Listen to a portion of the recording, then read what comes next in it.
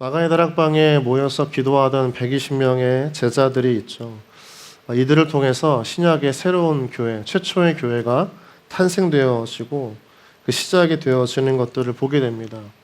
근데 항상 교회가 세워지고 공동체가 세워질 때 그 공동체 안에 가장 시급하고 중요한 일은 사람을 세우는 겁니다. 당시 주님을 배신했던 가룟 유다를 대신해서 새롭게 세워져야 할 한 명의 리더십이 필요했고, 또 그들을 통해서 이제 한 몸 되어져서 예수님의 그 십자가의 사랑과 부활의 증거를 온 열방 가운데 전해야 할 그 복음의 사명이 있었기 때문에 함께하는 동역자로 세워야 할 그 한 명을 놓고 준비하게 되는 것이죠. 사람을 세우는 공동체 내의 기준은 다 저마다 갖추고 있습니다. 그 기준과 자격이 있듯이 초대교회가 세운 기준과 자격에 부합했던 두 사람이 있어요. 그 사람은 요셉과 마띠아라고 하는 사람입니다. 두 사람 모두 겉으로 보기에 지금 당장 리더십으로서 세워지고 사역을 시작하기에 부족함이 없는 사람이었고 결격 사유도 없습니다. 그런데 그 두 사람 중에서요, 제비를 뽑아서 초대교회의 역사를 새롭게 써내려 가도록 하나님께서 세우신 사람은 마띠아라고 하는 사람입니다.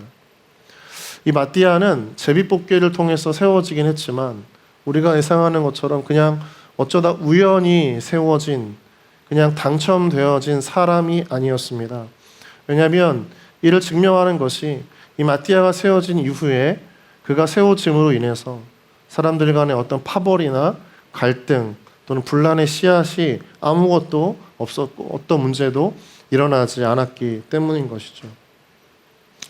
우리가 주님의 공동체를 위해서 사람을 세워지는 과정에서 마음의 큰 상처로 남는 일들이 참 많습니다.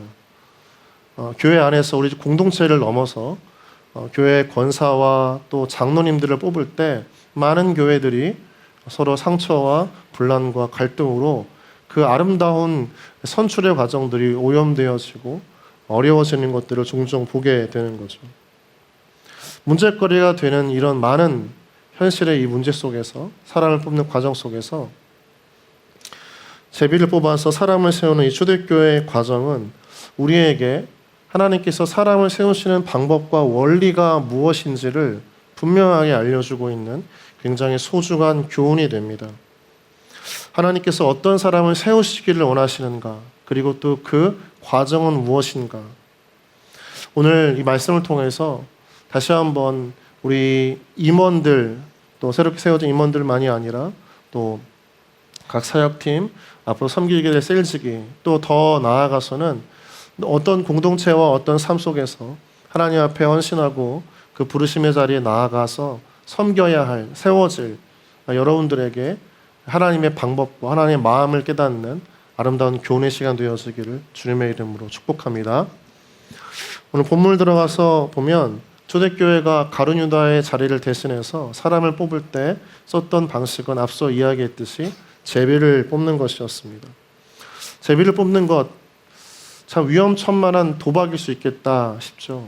공동체 리더십을 세우는 것은 그 공동체가 앞으로 나아가야 할 방향과 그 공동체의 운명을 가늠할 수 있는 굉장히 중요한 순간인데, 그 순간을 제비뽑기라고 하는, 어쩌면 당첨과 우연이라고 하는 방식으로 사람을 뽑는다니 참 오해의 소지가 많고 비논리적이고 문제의 거리가 참 많겠다라고 하는 방식일 수 있습니다. 이번에 저희 청년부 회장으로 뽑힌 지체가 누구죠? 네, 이름이 뭡니까? 네, 손진영 형제죠. 네, 어디 있어요? 네, 그래요. 만약에 저 형제가 투표를 뽑히지 않고 우리가 제비를 뽑아서 갑자기 그 회장이 된 사람이 우리 양진석 청년이었다면 어땠을까? 좋아 죽네요. 웃고 있네요. 네, 뽑았는데 갑자기 결혼을 하기로 한 최윤정이었다면 어땠을까? 참 위험천만한 선택일 수 있겠다 싶겠죠. 논란의 소지가 다분할 것입니다. 그래서 아마 우리가 이런 과정을 거칠 때 우리는 아마 이 제비뽑기를 통해서 문제가 발생될 여지가 무엇인지를 먼저 검증하고 그 절차를 보완하고 어떻게 하면 아무런 어려움 없이 매끄럽게 할 것인가에 먼저 마음을 쏟겠지만, 참 신기하게도 초대교회 120명의 성도들이 이 제비뽑기라고 하는 이 이해할 수 없는 방식을 앞두고 그들이 가장 먼저 했던 것은 과정의 공정성과 그 결과에 대한 정당성을 확보하기 이전에 먼저 기도했던 것들을 보게 됩니다. 우리 함께 말씀 24절과 25절 말씀 같이 한번 읽어볼까요? 자, 읽겠습니다. 시작. 그들이 기도하여 이르되 뭇 사람의 마음을 아시는 주여, 이 두 사람 중에 누가 주님께 택하신 바 되어 봉사와 및 사도의 직무를 대신할 자인지를 보이시옵소서. 그들은 뽑기 전에 기도하기 시작합니다. 사람을 뽑는데 가장 중요한 것은 그 사람의 자격과 역할을 논하기 전에 하나님의 사람이 누구인지를 볼 수 있는, 즉 뽑는 사람들의 마음에 하나님의 마음을 담아내는 기도의 시간인 것입니다. 기도의 첫머리에 하나님을 부르는 호칭이 참 독특합니다. 뭐라고 부르죠? 뭇 사람의 마음을 아시는 주여. 뭇 사람이라고 하는 것은 모든 사람을 일컫습니다. 너무나 중요한 의미를 가지고 있는 거죠. 초대교회 교인들은 하나님께서 사람의 마음을 아시는데 그게 어떤 특정한 사람만이 아니라 이 자리 가운데 있는 모든 사람의 마음을 아시는 하나님이라고 고백을 하고 있다는 거죠. 그 기도와 함께 제비뽑기를 준비했던 것입니다. 여러분, 모든 사람의 마음을 아는 존재는 이 땅에 누구도 없습니다. 오직 인간을 만드신 하나님 한 분만이 인간의 마음의 모든 것들을 다 아시는 하나님이신 줄 믿습니다. 많은 그리스도인들이 하나님을 이렇게 고백을 하죠. 저는 창조주 하나님이심을 믿습니다. 그런데 그런 고백을 하면서 믿는다면서도 하나님께서 자기 자신보다 자신을 더 잘 알고 계시더라고 하는 것을 믿는 사람은 그리 많지 않은 것들을 보게 되죠. 하나님께서는 우리의 마음을, 나의 생각을, 또 내가 담아두면서 하지 못했던 말의 그 아주 작은 고백까지 모두 다 아신다라고 하는 것들을 쉽사리 믿지 못하는 사람들이 참 많은 것이죠. 하나님께서 나의 창조주 되심을 믿는다라고 하는 것은 바로 내가 숨겨놓고 싶은 마음의 속 깊은 곳까지, 영혼의 심연까지 하나님께서 보실 수 있는 분이구나라는 것들을 고백하는 것입니다. 하나님께서 나를 창조하셨음을 믿는다라고 하면 그 믿음은 결국 내 생각과 마음까지 모든 것들을 다 아시는 분이 하나님이시다라고 하는 그 믿음의 방향까지 이어져야 한다는 것이죠. 우리 옆 사람이 한번 좀 이렇게 고백해 볼까요? 하나님께서 당신의 마음을 다 알고 계십니다. 시작. 네, 어떤 마음이 드세요? 네, 하나님께서 당신의 마음을 다 알고 계신다는 이 말이 어떤 마음이 들까요? 다윗은 시편 139편을 통해서 그러한 하나님을 고백하고 있죠. 1절부터 4절 말씀 같이 함께 읽겠습니다. 시작. 여호와여, 주께서 나를 살펴보셨으므로 나를 아시나이다. 주께서 내가 앉고 일어섬을 아시고 멀리서도 나의 생각을 밝게 아시오며 나의 모든 길과 내가 눕는 것을 살펴보셨으므로 나의 모든 행위를 익히 아시오니 여호와여, 내 혀의 말을 알지 못하시는 것이 하나도 없으시니이다. 다윗은 고백을 하죠. 앉고 일어섬도 아시고 생각의 모든 것들을 밝게 하시는 하나님이시다. 심연의 생각, 영혼의 깊은 곳까지 여러분이 숨겨놓고 꾹꾹 눌러놓았던 그 마음의 감정까지 하나님께서 다 아신다는 것이죠. 다윗은 어떻게 이런 고백을 하게 될 수 있었을까요? 그냥 배워서 들어서? 아닙니다. 다윗은 자신을 만드신 분이 하나님이심을 알고 있었기 때문이죠. 그래서 139편 16절 말씀을 보면 그 고백이 이어지죠. 같이 읽겠습니다. 내 형질이 이루어지기 전에 주의 눈이 보셨으며 나를 위하여 정한 날이 하루도 되기 전에 주의 책에 다 기록이 되었나이다. 여러분, 다윗은 하나님께서 자신을 창조하셨던 분이심을 믿고 있는 거죠. 태아의 모습을 갖추기 이전에, 그 형질을 이루기 이전에 이미 다윗을 보고 계시는 분이 하나님이시고, 여러분이 이 땅에 태어나기 전에 여러분의 삶을, 여러분의 존재를, 여러분의 아름다운 영혼을 미리 다 보고 계셨던 분이 하나님이신 줄 믿습니다. 중요한 것은 다윗이 하나님이 자신을 만드신 창조주이시고 또 그 하나님께서 나의 속마음과 감정과 생각까지 다 꿰뚫어 보는 분이심을 아는 것에서만 그치지 않았다는 거예요. 그 믿음이 어떻게 이어졌냐면 오히려 자기 자신보다 자신을 더 잘 아신다는 것에 대해서 인식하고 감사에 그친 것이 아니라, 그러므로 내가 어떤 어렵고 불안하고 두려운, 마주하기 어려운 상황 가운데에서도 내가 피하거나 회피하지 않고 도리어 하나님 때문에 믿음으로 받아들이고 극복하는, 그래서 참 믿음의 사람으로 성숙되어지는 사람까지 갔다는 것입니다. 다윗은 그 믿음을 가지고요, 그냥 하나님 날 아시지 여기서 끝난 게 아니고 그것이 자기에게 얼마나 큰 힘이 되는지 몰랐어요. 그래서 그것을 가지고 하나님 앞에 살아가면서 자기가 마주한 삶의 그 부단한 어려운 현실 속에서도 이 현실의 삶이 자기 자신의 존재를 규정하거나 자기 자신을 무너뜨리는 존재가 아니라 오히려 하나님 때문에 이겨낼 수 있는 삶임을 받아들이는 믿음의 태도로 이어졌다는 겁니다. 성숙한 신앙인으로 모습으로 나아갔다는 거죠. 잘 알려주는 말씀이 시편 23편 4절 말씀이죠. 한번 같이 읽어보겠습니다. 시작. 내가 사망의 음침한 골짜기로 다닐지라도 해를 두려워하지 않을 것은 주께서 나와 함께 하심이라. 주의 지팡이와 막대기가 나를 안위하시니. 사망의 음침한 골짜기는 인생의 공고한 순간과 고통의 현실을 이야기하고 있습니다. 그 골짜기를 지나고 있다는 거죠. 다니고 있다고 하지만, 그런데 그 상황 모든 것들을 다 누가 아신다고요? 하나님이 아시기 때문에 다윗은 두려워하지 않는다는 거예요. 그 속에서도 주의 지팡이와 막대기가 나를 안위, 보호하고 계심을 자기가 너무나 잘 알고 있기 때문인 겁니다. 그 육체만이 아닙니다. 그 사망의 골짜기 안에 있는 자신의 그 소용돌이치는 감정, 휘몰아치는 자신 안의 생각, 자신의 그 끊임없이 안에서 울려 퍼지는 그 불안한 영혼의 마음까지도 하나님께서 다 아신다는 것이죠. 그래서 사망의 골짜기를 다닐 수 있게 되는 것입니다. 사랑하는 여러분, 여러분이 사랑하는 사망의 골짜기를 다닐지라도 하나님께서 여러분의 그 모든 영혼과 감정과 생각과 마음을 아시고 또 그 가운데 함께 하시기 때문에 그 사망의 골짜기를 담대히 또 거침없이 헤쳐나가는 여러분의 청년 인생 되었으기를 주님의 이름으로 축복합니다.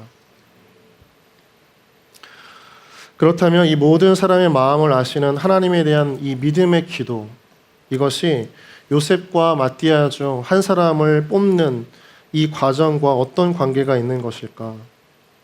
둘 다 사도가 되기 손색이 없었는데 왜 사람의 마음을 아시는 하나님의 선택은 요셉이라고 하는 사람이 아니라 마띠아였을까? 여기에 우리가 좀 더 포커스를 두고 오늘의 말씀을 묵상할 때 더 큰 은혜가 우리 가운데 부어집니다. 그 질문에 대한 답을 얻기 위해서는 예수님께서 세우셨던 사람들의 면모를 먼저 살펴보면 하나님께서 왜 마띠아를 뽑으셨는지를 우리는 쉽게 답을 찾을 수 있게 되는 거죠. 여러분, 사복음서 아시죠? 사복음서가 뭐죠? 네, 마태, 마가, 누가, 요한복음을 사복음서라고 합니다. 예수님에 대한 행적을 기록하고 있는 책이죠. 그 사복음서를 보면 예수님께서 그 제자들을 부르시고 3년의 그 동거동락하셨던 공생의 기간의 시간 속에서 중요한 현장과 특별한 은혜가 있는 곳마다 하나님께서 특별히 동행하게 하셨던 주님의 제자들이 있었어요. 누구입니까? 자, 크게 얘기해 보세요. 자,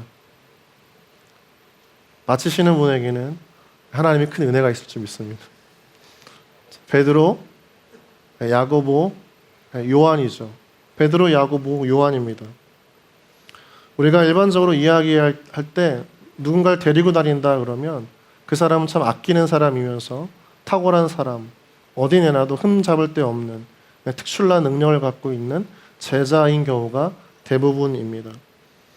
또 우리들은 대부분 그 세 명의 제자가 뛰어난 믿음과 탁월한 역량을 갖고 있었기 때문에 주님과 함께 동행했을 것이라고 이해하고 믿고 있죠. 그런데 그 세 명의 제자들의 행적을 뒤따라가다 보면 이해할 수 없는 부분들이 많이 존재하죠. 베드로는 불같이 성미를 냈었고 주님이 가시는 길을 번번이 가로막았고 실수투성이 인간에다가 비겁한 배신자였습니다. 요한과 야고보는 과격했고 예수님 곁에서 예수님을 높이기보다는 자기 자신을 드러내는 데 있어서 아주 큰 욕망을 가지고 주님을 따랐던 제자들이 야고보와 요한이었습니다. 그래서 이 사람들은 한없이 뛰어나고 주님의 수제자다라고 칭함받을 수 없을 정도로 한없이 연약하고 모자른 사람들이 이 베드로와 야고보와 요한이었던 거죠. 마치 물가에 내놓은 어린아이를 염려와 걱정의 눈으로 바라보시면서 시선을 떼지 않는 것처럼 예수님께서는 그래서 이 세 명의 제자들을 어디든지 데리고 다니셨던 거예요. 그냥 내어놓으면 사고를 치고 또 실수를 하고 또 실패를 하고 또 상처를 받을까 봐 오히려 예수님께서 끼고 다니셨던 세 명의 제자들이 바로 그 베드로, 야고보, 요한이었던 것입니다. 한마디로 보면 연약하게 짝이 없고 약한 믿음의 끝판왕이었던 사람들, 자기밖에 몰랐던 이기적인 자기중심적인 사람, 바로 그 세 명이 야고보와 요한과 베드로였던 것이죠. 여러분, 그러면 그 관점에서 본다면 오늘 주님께서 이 초대교회에서 가룟유다를 대신할 한 사람으로 마띠아를 뽑으셨을 때 마띠아가 어떤 사람이었을까 우리는 너무나 쉽게 추측할 수 있는 거죠. 그는 자격과 요건을 갖추긴 했지만 주님 모시기에 너무나 불안정하고 연약하고 약한 믿음밖에 없었던 참 볼품없는 한 사람이었던 것입니다. 제비에서 뽑혀 사도가 된 사람은 어쩌면 하나님에 의해서 선택되어졌다는 자부심과 만족이 있을 수 있을 것 같았어요. 그런데 오히려 다른 한 사람, 떨어진 사람은 연약한 믿음, 부족한 그의 역량 때문에 오히려 하나님을 더 멀리하거나 하나님으로부터 멀어지게 될 수밖에 없는 참 나약한 믿음, 그러한 시험에 빠질 수밖에 없었던 사람이 마띠아였던 거죠.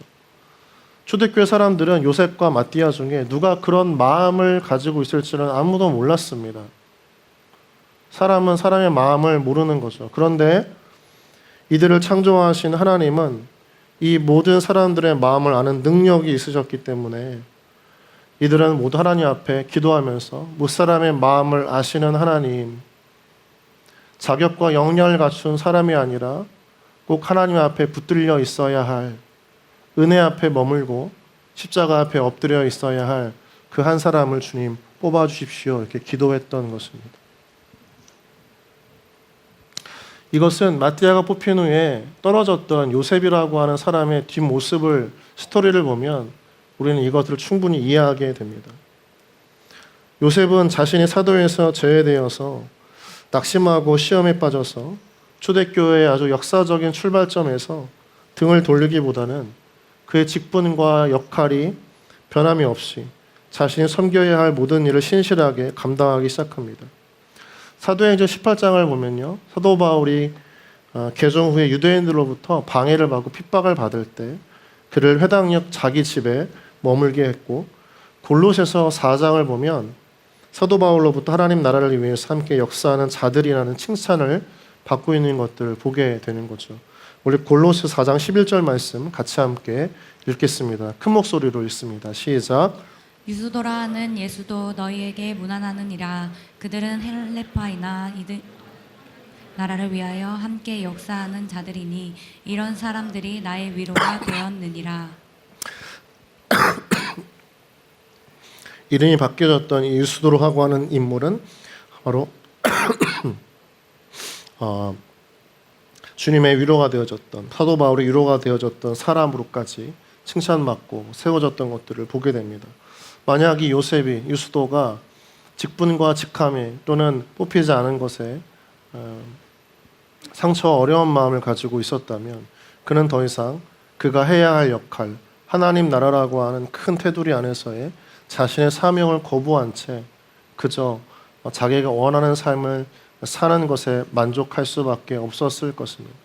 그런데 오히려 이 요셉은 자기가 뽑히지 않았음에도 남겨진 자기의 사명이 있음을 깨닫고 훗날 오히려 그것을 더욱더 힘있게, 진실되게, 성실하게 감당함으로 많은 이들의 큰 기쁨이 되어지는 사람이 되었던 것들을 보게 되는 거죠. 그래서 주님은 사도의 직분이 없어도 오히려 사도처럼 살아갈 수 있는 요셉을 제외하시고 탈락되었을 때 상처와 시험에 빠질 그 마띠아를 뽑으심으로 말미암아 하나님의 은혜를 마띠아로 하여금 경험하게 하신 것입니다. 여러분, 하나님께서 그분의 나라와 교회와 공동체를 위해서 사람을 세우시는 방식은 굉장히 달라요. 세상은 많은 스펙과 재산의 유무와 그 사람의 어떤 능력을 요청하지만 그러나 하나님은 오직 한 관점입니다. 그 사람의 은혜가 필요한가? 은혜가 필요한가? 그래서 그 사람을 불러 세우셔야만이 하는 것이 하나님의 방식이고 이유입니다. 여러분, 하나님이 우리가 하나님 앞에 엎드리고 기도하게 하시고 예배의 자리로 나오게 하셔서 왜 이 맨 앞자리에 엎드리고 기도하고 찬양하고 부르짖게 하실까요? 그 사람을 돋보이게 하시기 위함이 아닙니다. 그러하여금 그 안에 갈급함을 주신 이유는 그에게 그런 은혜가 필요한 사람이기 때문입니다.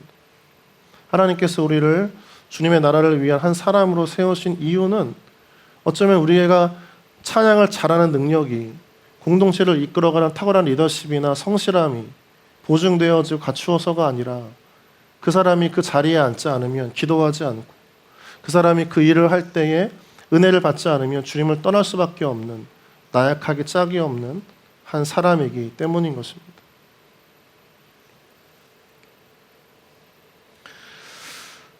연약하기 짝이 없는 사람, 오히려 약한 믿음과 심성을 가진 사람을 세우셔서 하나님의 나라를 세워가시는 것이 주님의 선택이요 방법입니다. 여러분, 전 이것을 묵상하면서 많은 큰 은혜를 느꼈습니다. 하나님의 소망은 누구에게 있는가? 하나님의 소망은 가장 연약하게 짝이 없고 나약한 믿음을 가진 그 사람에게 있다는 것입니다. 하나님은 자격을 갖추고 능력이 있어서 세상에 나아가도 아무런 부족함이 없는 사람에게 소망을 주시는 것이 아니라 세상에 나아가서 짓밟히고 쓰러지고 경쟁에 뒤처지고 인생에서 실수와 실패 가운데 어려움 가운데 빠질 수밖에 없는 그 나약한 한 사람, 그 주님의 자녀를 향한 하나님의 끊임없는 소망이 있다는 것입니다. 그것이 하나님의 방식이고 마음이라고 하는 거죠. 우리 고린도전서 1장 1절 말씀을 같이 함께 좀 보겠습니다. 함께 읽겠습니다. 시작. 하나님의 뜻을 따라 그리스도 예수의 사도로 부르심을 받은 바울과 형제 소스데레는, 바울과 그의 소스데레는 부르심을 받았어요. 하나님의 뜻이라고 합니다. 근데 여기서의 뜻은 헬라어 델레마, 소망하다라고 하는 의미의 동사 델로에서 파생된 단어입니다. 뜻이라고 하는 것은 하나님의 뜻을 따라 세우심 받았는데 거기에 무엇이 있다는 겁니까? 하나님의 소망이 있다는 겁니다. 그래서 그 세운 사람들을 몇 면을 살펴보면 우리가 앞서 보았듯이 소망을 둘 수 없는 사람들에게 하나님은 소망을 두고 계시는 것이죠. 저 사람에게 소망이 있을까? 저 사람에게 자격이 있을까? 저 사람에게 이 공동체와 맡겨진 그 역할을 잘 감당할 수 있을까라고 하는 정말 기대와 희망조차도 없어 보이는 사람에게 오히려 하나님은 소망을 두고 계시는 하나님이십니다. 하나님은 소망의 하나님이십니다. 소망의 하나님이 바로 우리의 하나님이심을 믿습니다. 철저히 예수를 핍박하던 사도 바울이 자신이 예수의 사도가 된 것 또한 하나님의 뜻이라고 이야기를 하는 거죠. 그 뜻, 소망을 담아서 세워진 사람들이 그 십자가에서 주님을 부인하고 배신했던 12명의 제자들이었고, 주님이 승천하시자 마가의 다락방에 모여 두려움 가운데 기도했던 그 120명의 문도였습니다. 주님이 선택한 사람들의 대부분을 보면 다 그렇게 무언가 자랑할 것 없고 소망을 줄 수 없는 나약하기 짝이 없는 사람들이었지만, 참 놀라운 것은 그 사람들에게조차 하나님의 소망은 끊어지지 않았다는 것입니다. 여기에 은혜가 있는 겁니다.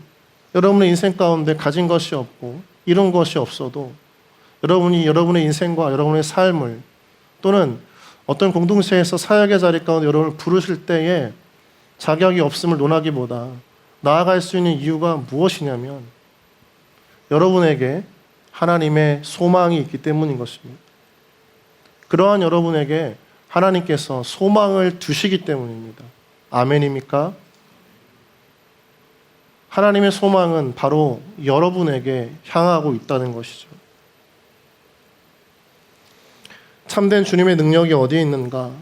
우리는 보통 능력을 죽어가는 자를 일으키시는 하나님, 눈먼 자를 눈뜨게 하시는 하나님, 해결할 수 없는 인생의 문제를 해결케 하시는 하나님, 기적을 경험하지 못했던 사람에게 기적을 경험케 하시는 하나님의 능력을 우리는 보통 능력이라고 생각을 합니다. 그러나 성경이 말하는, 또 하나님이 말하는, 신앙이 가리키고 있는 참된 주님의 능력은 나약하고 부족하기 한이 없는 우리 자신을 향해 끊임없이 향하는 하나님의 소망하심의 능력이 있는 것입니다. 주님의 능력은 이 사람이면 아무것도 할 수 없겠구나라고 하는 절망과 아무런 기대 없는 그 인간에게조차 끊임없이 소망을 보내심으로, 소망하심으로 할 수 없더라고 여겼던 그 한 사람이 하나님 때문에 주님의 일을 거침없이 담대하게 너끈히 해나가는 장성한 하나님의 자녀로까지 세워지는 것, 그러한 사람으로 변화되어지는 것, 그게 바로 하나님의 참된 능력임을 믿습니다.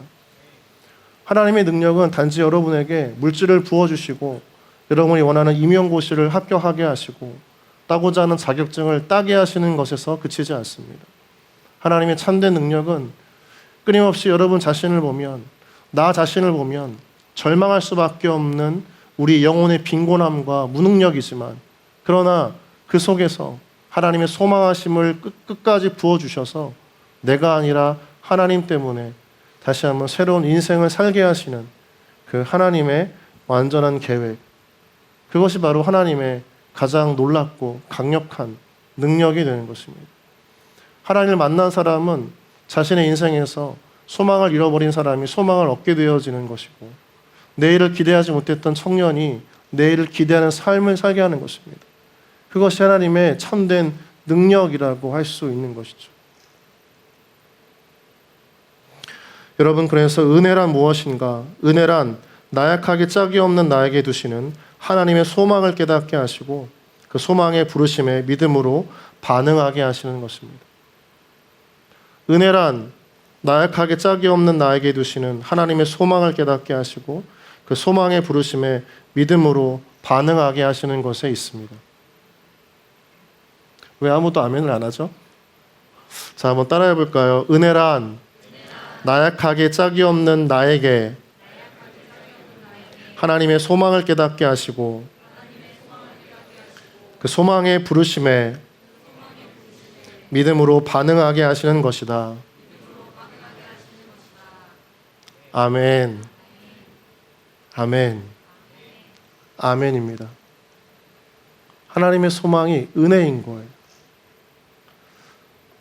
그때 더 이상 자신의 상황과 자격, 그것을 논하지 않고 부르신 하나님의 소망하심에 기대어서 어떤 역할이든지 어떤 부르심이든지 감당할 수 있는 순종의 은혜가 이어지는 것입니다. 믿습니까? 사도행전 17장 6절을 보면 복음을 전하는 주님의 제자들을 향해 사람들은 천하를 어지럽게 하는 자들이다 이렇게 평가를 하고 있습니다. 같이 함께 읽어볼까요? 시작. 발견하지 못함에 야손과 몇 형제들을 끌고 읍장들 앞에 가서 소리질러 이르되 천하를 어지럽게 하던 이 사람들이 여기도 이르매 6절을 보면 천하를 어지럽게 하던 자들이다라고 했습니다. 세상을 뒤집어 놓았다라고 하는 표현입니다. 어떻게 이 사람들이 세상에 짓눌려 있고 세상에 억눌려 있고 세상에 짓밟혀 있던 그 나약하게 짝이 없던 주님의 제자들이 어떻게 겨우 16장에 가서야 얼마 되지 않은 그 짧은 역사 속에서 세상을 어지럽게 세상을 뒤집어 놓았던 사람들로 바뀌어질 수 있었겠습니까? 나약하게 짝이 없던 그들에게 끊임없는 하나님의 소망으로 역사하셨고 그 소망의 믿음으로 반응했던 그들의 믿음의 헌신 때문이었던 것입니다. 그들을 믿고 보내신 하나님의 소망에 대한 반응이 그들 가운데 있었기 때문에 그들은 세상을 뒤집어 놓을 수 있는 하나님의 사람, 하나님께서 펼쳐놓으신 하나님 나라의 무대에 그 역사를 만들어갔던 그런 스토리의 주인공이 되었던 것이죠. 여러분, 그런데 우리 가운데 질문을 한번 해봐야 돼요. 우리는 우리 자신에게 한번 질문을 한번 해봐야 돼요. 정작 하나님을 향한 나의 믿음은 어떤가? 하나님을 향한 나의 소망은 어디까지인가? 내 안에 내가 가지고 있는 믿음은 어떤가? 우리는 보통 무언가 하나님으로부터 요청을 받거나 또는 가장 근접하게 청년부 안에서 또는 사역팀 안에서 어떤 사역을 요청받을 때 대부분 우리는 자격이 없음을 논합니다. 연약함을 논합니다. 내 힘이 없음을 논합니다. 시간이 없음을 이야기합니다. 여러분, 그러나 신앙은 내가 아무것도 없는 곳에서 하나님께서 있게 하시는 것을 보는 것입니다.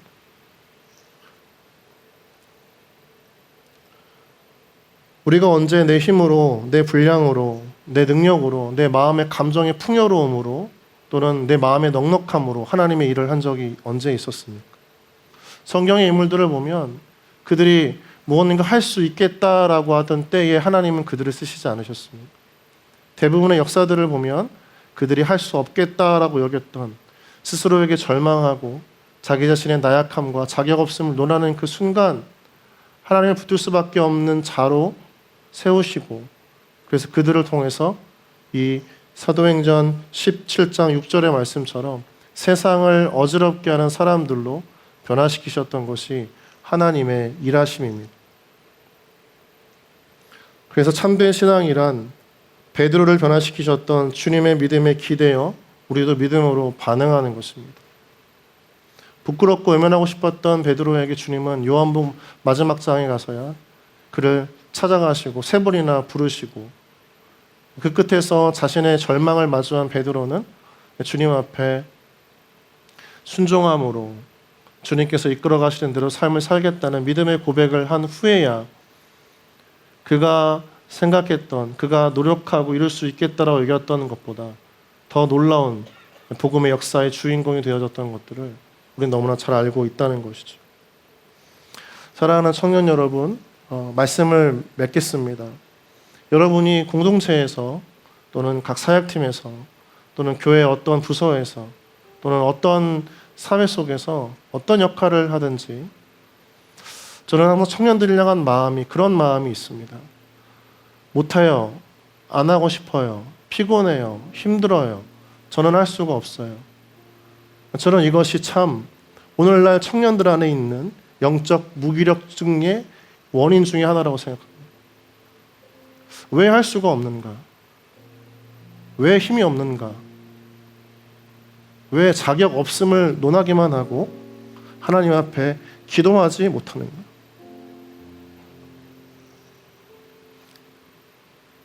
믿음의 발걸음만 조금 내디디면 그의 인생이 바뀔 텐데 왜 더 은혜를 의지하지 못하는가? 왜 더 엎드리지 못하는가? 왜 그 삶 그대로 그냥 내버려 두려고 하는가?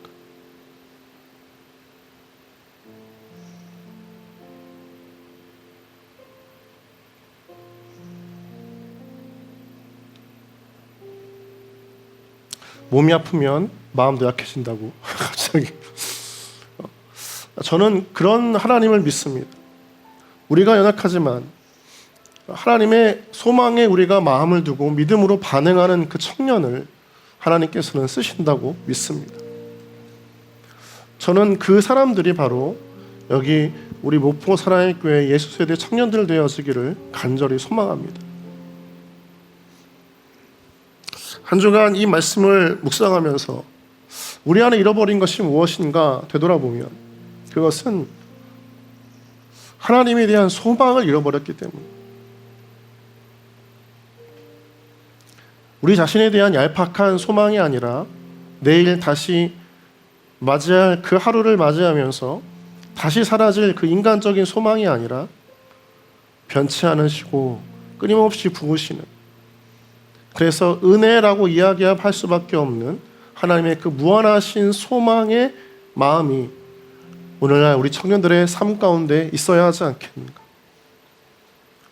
사람의 마음을 아시는 주님은 여러분의 연약함과 모든 것들을 다 아심에도 불구하고 그 주님께서 여러분을 하나님 나라 가운데 부르신다면 그것은 하나님의 소망이 여러분에게 끊어지지 않았다는 하나님의 또 다른 음성이 되는 줄 믿습니다. 하나님의 소망은 변치 않습니다. 하나님의 소망은 사라지지 않습니다. 하나님의 소망은 지금도 여전히 여러분에게 계속 들려지고 선포되고 또 드러나고 있는 것입니다. 반응하는 믿음의 청년만이 그 하나님께서 예비하신 하나님 나라의 거룩한 무대를 휘젓고 다닐 수 있는 성령의 사람들로 세워지는 것입니다. 여러분 더 이상 자격 없음을 논하기보다 시간이 없음을, 힘이 없음을, 재능이 없음을 탓하기보다 그 모든 그 근원이 자기에게 소망을 두고 내 근거, 내가 무언가를 할 수 있는 내 안의 근거를 찾고자 할 때 나오는 변명임을 깨닫고 내가 어떤 일이든지 하나님께 소망을 두고 나아갈 수 있도록 하나님 안에서 우리 자신을 발견하는 그 은혜가 여러분 가운데 있기를 주님의 이름으로 축복합니다. 새로 뽑혀진 임원들과 또 각 사역팀의 또 임원들, 또 세워질 셀즈기들, 더 나아가서 각각 여러분이 속한 공동체에서 맡게 될 여러분의 그 자리 속에서 그게 중요한 것이 아니라 하나님이 나에게 소망을 두고 계신다면 내가 믿음으로 순종하고 그 순종할 때 넘치는 은혜로 우리의 삶을 이끌어 가실 그 하나님을 경험하는 여러분 모두 되어지기를 주님의 이름으로 축복합니다.